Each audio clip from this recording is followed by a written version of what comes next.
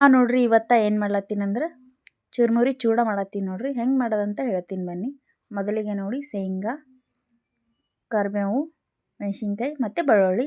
ಇದು ಹಿಟ್ಟು ಯಾವುದಪ್ಪ ಅಂತಂದರೆ ಪುಟಾಣಿ ನೋಡ್ರಿ. ಪುಟಾಣಿಯನ್ನು ಮಿಕ್ಸಿಗೆ ಹಾಕ್ಕೊಂಡು ಇಟ್ಕೊಂಡಿದ್ದೀನಿ ನೋಡ್ರಿ.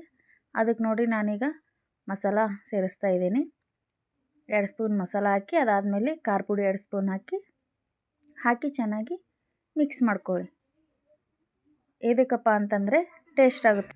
ಹಿಂಗೆ ಮಿಕ್ಸ್ ಮಾಡ್ಕೊರಿ. ಅದಾದಮೇಲೆ ಒಂದು ಪಾತ್ರೆ ಇಡ್ರಿ. ಪಾತ್ರೆಯಲ್ಲಿ ಸ್ವಲ್ಪ ಎಣ್ಣೆಯನ್ನು ಹಾಕ್ಕೊಳ್ಳಿ. ಎಣ್ಣೆ ಹಾಕ್ಕೊಂಡಾದ್ಮೇಲೆ ಎಣ್ಣೆ ಕಾಯ್ತಲ್ರಿ, ಅದ್ರೊಳಗೆ ಕರಿಬೇವನ್ನು ಹಾಕ್ರಿ.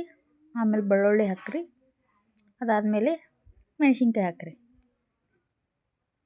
ಹಾಕಿದಾದ್ಮೇಲೆ ಅದನ್ನು ಮಿಕ್ಸ್ ಮಾಡಿರಿ ಚೆನ್ನಾಗಿ. ಮಿಕ್ಸ್ ಮಾಡಿದಾದ್ಮೇಲೆ ಅದಕ್ಕೆ ಸ್ವಲ್ಪ ಅರಿಶಿಣ ಪುಡಿ ಹಾಕ್ರಿ. ಹಾಗೆ ಸ್ವಲ್ಪ ಉಪ್ಪನ್ನು ಹಾಕ್ರಿ. ಹಾಕಿದಾದ್ಮೇಲೆ ಚೆನ್ನಾಗಿ ಮಿಕ್ಸ್ ಮಾಡ್ಕೊಳ್ಳಿ. ಮಿಕ್ಸ್ ಮಾಡ್ಕೊಂಡಾದ್ಮೇಲೆ ಅದಕ್ಕೆ ಶೇಂಗಾನ ಬೆರೆಸ್ರಿ. ಶೇಂಗಾ ಹಾಕಿದ್ಮೇಲೆ ಮತ್ತೆ ಸ್ವಲ್ಪನೇ ರೋಸ್ಟ್ ಮಾಡಿ ಈಗ ಚುರುಮುರಿ ಇಟ್ಕೊಂಡಿವಲ್ರಿ ಅದಕ್ಕೆ ಹಾಕೊಂಬನ್ರಿ.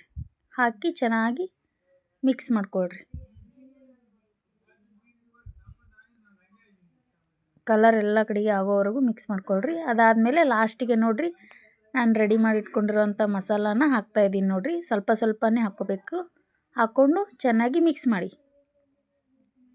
ಸ್ವಲ್ಪ ಹಾಕಿ 2 ಸ್ಪೂನ್ ಹಾಕಿ ಮತ್ತೆ ಮಿಕ್ಸ್ ಮಾಡ್ಕೊಳ್ಳಿ. 2 ಸ್ಪೂನ್ ಹಾಕಿ ಮತ್ತೆ ಮಿಕ್ಸ್ ಮಾಡ್ಕೊಳ್ಳಿ. ಟೇಸ್ಟ್ ಚೆನ್ನಾಗಿರುತ್ತೆ. ಹೀಗೆ ಮಾಡಿದ್ರೆ ನಮ್ಮ ಚೂಡ ರೆಡಿ ಆಗತ್ತದ ನೋಡಿರಿ. ಹೀಗೆ ಚೆನ್ನಾಗಿ ಮಿಕ್ಸ್ ಆದಮೇಲೆ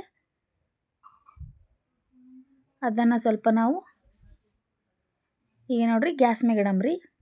ಯಾಕಂದರೆ ಚುರುಮುರಿ ಕರುಮ್ ಕುರುಮ್ ಅನ್ಬೇಕಲ್ವ ಅದಕ್ಕೆ.